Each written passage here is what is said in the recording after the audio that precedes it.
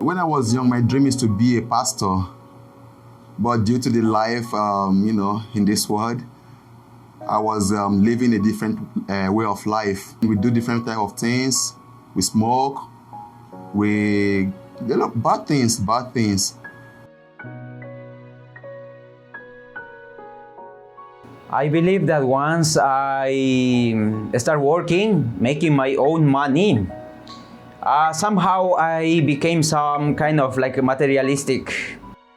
For me, when it comes of religion, it wasn't like the top priority in life. It was for me, religion was like the last thing in my life.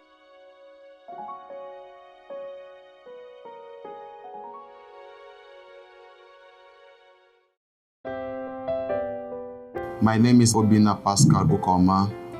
I am from Lagos, Nigeria. Well, my life growing up back then in Nigeria, it's, will I say, a bit rough. Because I once lived a life of a gangster before. When I was young, my dream is to be a pastor. But due to the life, in this world, I was living a different way of life. As time goes on, I had an accident. I had a very terrible accident. That was when I was studying in the university. That was 2006, 2007. And I fell down from upstairs. So my left hand got broken. I still have the injury up till now in my hand. So I made a promise. I was like, God, if ever I survive from this accident, I am going to give my life to you. I will serve you and I will work for you. So that is how I get to join Pentecostal church. From there, I enrolled to be a pastor, to study. It was 4 years. So I got ordained as a pastor. If I'm not mistaken, that was 2011. I arrived here in the Philippines, in Manila, August 9, 2012. I've been to 12 provinces here in the Philippines preaching, being a pastor. Time came, I was residing in Cavite then, and one of my church members, a Nigerian, she has a friend also, a Filipina, and this her friend is a member of the Church of Christ. She also invited me to the Iglesia Ni Cristo. I gave her stories. I told her that, sister, I'm busy, I'm a pastor, I have different many things I'm doing. I'm sorry I cannot come to your church for now. Yeah, she invited me for the second time. So I told her, okay, sister, I'm going to attend to your church.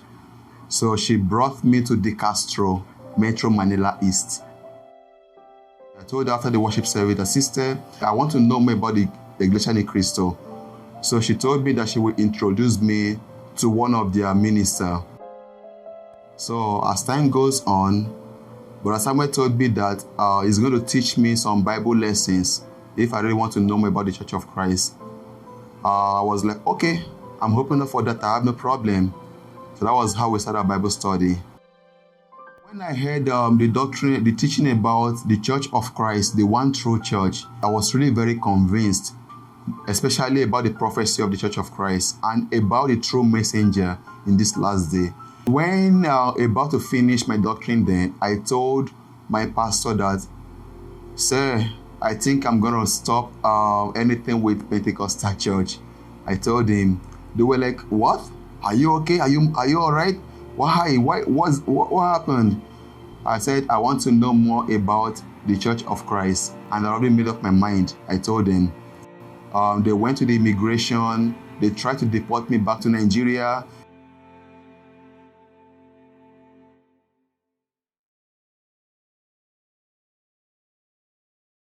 Ano ang ginawa ni Apostol Pablo?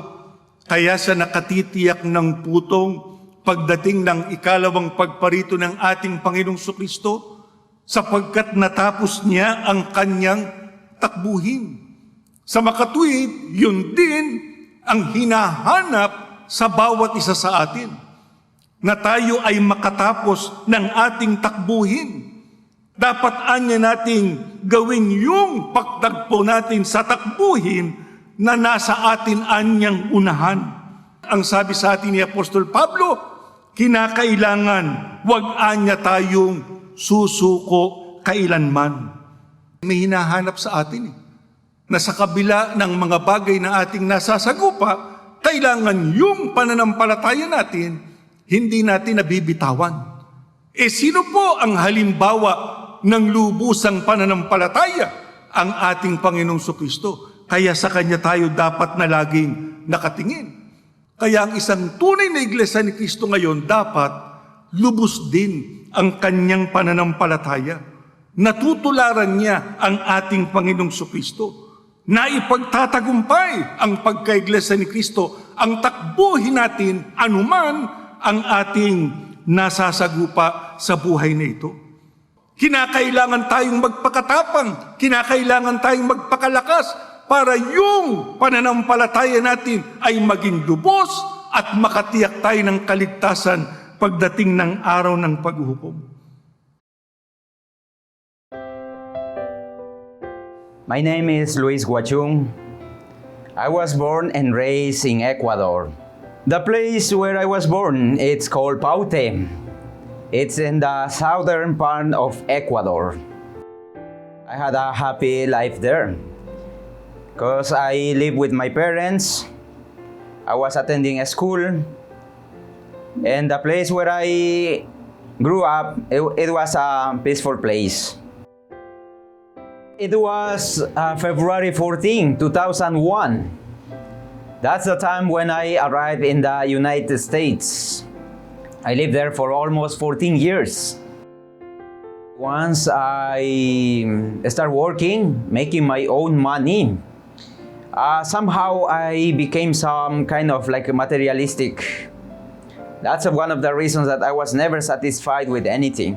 When it comes to religion, I was never content.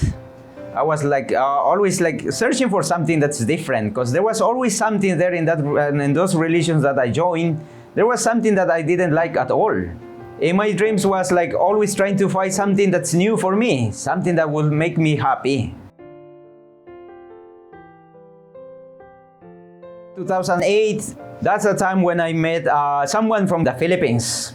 And then somehow we became interested in talking about the religion. That's the time when I was introduced to the Church of Christ there in the local of Forest Hills, New York. Once I got there, I was kind of shocked because I saw like a huge and nice chapel. They were asking me to like get inside, and then start the service. The minister stood, and then he started preaching. And then, well, I was shocked. I was like, wow, this is something unique. I was like, I haven't seen anything like this. This is the way how the preacher should preach. I was like that in my mind saying. After the service, I just approached my brother who invited me, Brother Fernando Aguinaldo. I approached him and I said like, thank you, brother, for inviting me. Well, you made my day. That's what I said to him. And then in the same day, I decided to become a Bible student. Every time that I attended the Bible studies, I was always satisfied at the end. That was October 31, 2010. That's the time when I was baptized there in the local of Forest Hills. For me, when it comes to religion, it wasn't like the top priority in life. But once we become a member of the Church of Christ, we have to spend our time in serving God.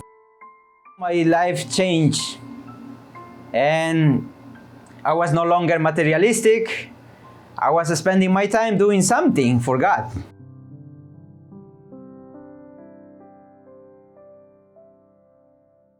Kaya tayo bilang mga iglesia ni Kristo, dahil sa tayo ay tumatakbo tungo sa hangganan para tamuhin yung pangakong kaligtasan, kinakailangang nagsasagawa rin tayo ng training. Kaya dapat ang isang iglesia ni Kristo, ang pagsasanay naman niya para siya makarating sa hangganan, yung pagsasanay sa banal na pamumuhay. Paano ba natin makikilala yung iglesia ni Kristong nagsasanay sa banal na pamumuhay? Ba, hindi lang nagbabagong buhay yun, kundi nakikita mo siyang nangungunyapit sa kanyang pananampalataya. Nakikita mo siyang hindi tumitigil sa pagsunod sa mga aral at utos ng Diyos na kinakailangan niyang sundin. Yung mga dapat niyang tuparin ng mga aral ng Diyos, ginagawa niya yon. Katulad ng pagsamba, pagtulong sa gawaing pagpapalaganap, yung paghahandog, yung paghawak ng tungkulin, yung pagdadala niya sa kanyang tungkulin, nagpapahalaga siya roon. Yung mga bagay na yon, kinakailangang nagagawa ng bawat isa sa atin. Ano dahilan? Para nang sa ganon, nasasanay tayo sa kabanalan at magagamit natin ito tungo sa ating pagtakbo para tayo makarating sa hangganan o sa pangakong kaligtasan sa araw ng paghukom. Gustong-gusto ng ating Panginoong Diyos, bawat isang napaanib sa loob ng Iglesia ni Cristo, makarating sa kaligtasan. Pero no kinakailangan sa atin? Kinakailangan sa atin ni spiritually fit ang bawat isa sa atin.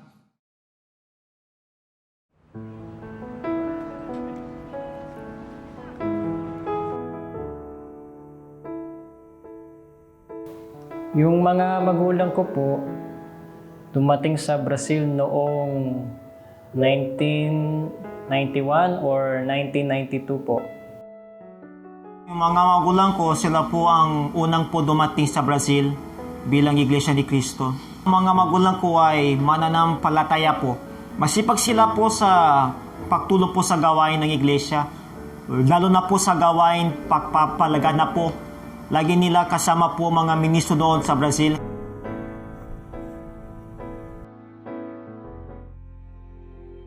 They were not able to get me deported. I never cared about the money in Pentecost. I never cared about that. Here in the Church of Christ, every doctrine that is being taught here is from the Bible. So I decided that no matter what happened, the truth is in the Bible. I will follow the truth. December 6, 2014, that was when I got baptized in the Church of Christ in Templo Central. After my baptism, I told to Brother Samuel, I was like, Brother Samuel, I want to continue to be a pastor. I want to continue to preach. Brother Samuel bring me to the district minister then to escort me, to help me, to bring me down to central office to meet Brother Eduardo. So when I met Brother Eduardo, I spoke to Brother Eduardo. I was like, Sir, I'm a pastor, this and that. I brought my ordination certificate with me, being a pastor. My pictures, I showed Brother Eduardo everything. After 2 to 3 days, they called me at the school for minister. Brother Eduardo V. Manalo already approved you to study in the ministry. I was really very happy. I was very, very happy because I didn't believe it. My dream, my prayer got answered. It was 2014. I asked one of the ministers like if there's a way for me to join the ministry. And then he was like, well, if you want, start your devotional prayer and then ask God what you want to do. After 1 month of devotional prayer, what I asked in my prayer, it was fulfilled. August 2022, 23. That's the time when I arrived here in the Philippines. Now I'm very happy because I can be able to fulfill my heart desire in the true ministry, in the true Church of Christ. Nung dumami po yung mga kapatid, ay yun ang panahon na meron kami mga ministro doon. Bawat isa sa kanila na pumunta po sa Brazil, lagi nila sinasabi sa amin na lumusong ako at yung kapatid ko sa ministeryo. Nakita ko po sa bansa ko sa Brazil, madami pong tao kakailangan po ng kaligtasan. Kaya sa nakita ko po na konti lang po ang ministro na doon, naisip ko po na lumusong po sa ministeryo para tumulong po sa malaking gawain po ng iglesia. Nagpasya ako na lumusong sa ministeryo po, sabay ng kapatid ko po.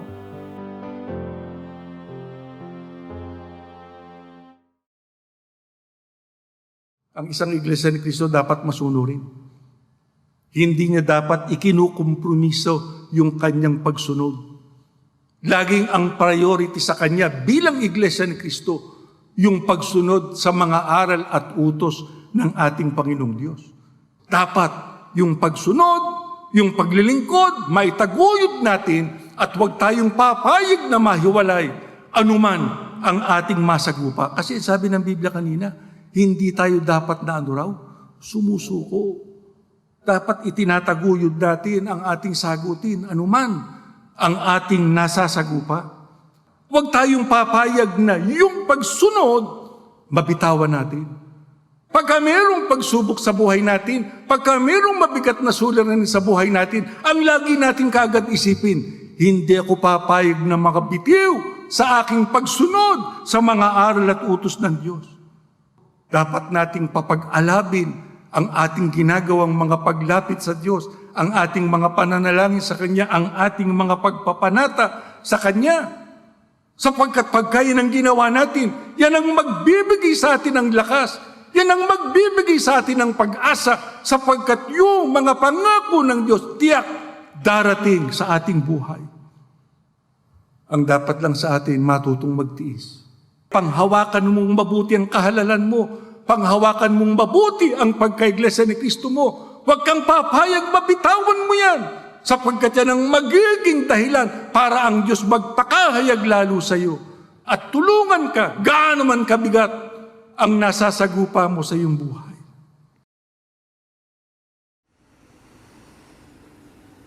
Yung reaction po ng aking mga magulang, talagang masayang-masaya sila. Gustong-gusto po nila na kami po ay lumusong sa ministeryo o magkaroon sila ng anak na ministro.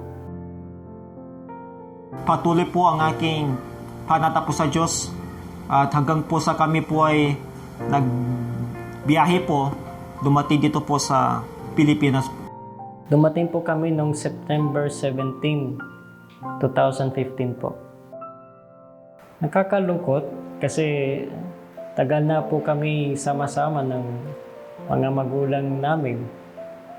Tapos biglang mahihiwalay po kami sa kanila kasi nasanay po kami na nasa piling nila. Lagi akong nananalangin, papanata. Humihingi ako sa Panginoon na gawin akong masaya sa aking mga paglilingkod. Dahil nagpasya ko na lulusong ko sa ministeryo. Panalangin po talaga ang nagpapalakas po sa akin po. Hindi ka mabibigo sa Diyos. Pagka sa Kanya mo inilagak ang iyong pasan-pasan. Kaya nakita ninyong kampanya natin sa iglesia, ilagak natin ang ating pag-asa doon sa biyayang darating. Sapagkat ang Panginoong Diyos, pagka nangako siya ng pagtulong niya, gagawin niya yon, tutuparin niya yon. Pero kailangan makita niya tayo nasa uring matwid, nasa uring matibay sa ating pananampalataya, isinasakatuparan ng lahat ng kanyang kalooban. Pagka ginawa natin yan, anuman, gaano man kabigat yang, pasan-pasan natin yan. Pagka inilagak natin sa ating Panginoong Diyos, ang sabi ng Biblia, hindi niya papayagang makilos ka, hindi niya papayagang madupilas o bumagsak ka, hindi ka papayagan ng ating Panginoong Diyos mabigo sa inaasahan mo na pangako niya sa iyo.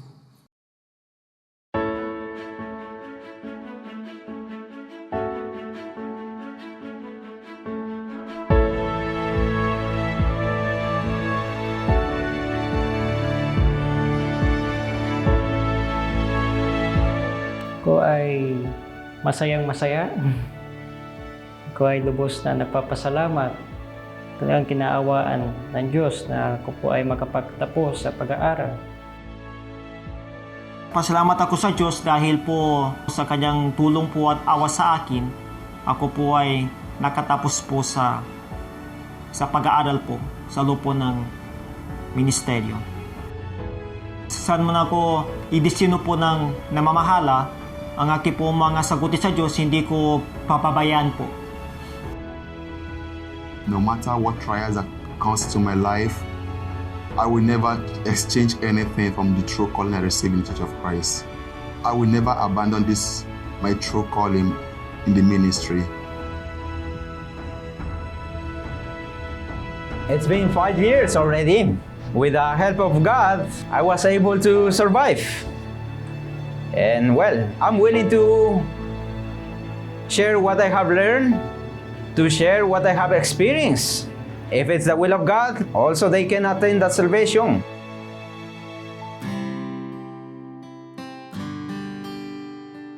Mga may tungkulin, kahit sila po may sakit, talagang hindi po nila pinababayaan yung pagtupad nila ng tungkulin. May mga kapatid na nagtityaga sa pagsamba, sa panunundo sa mga dinondoktrinahan, mga sinusubok. Nakikita din yung pakikipagkaisa, yung kanilang pagsisikap. Kahit umuulan o bumabagyo, pupunta din sila sa pagsamba.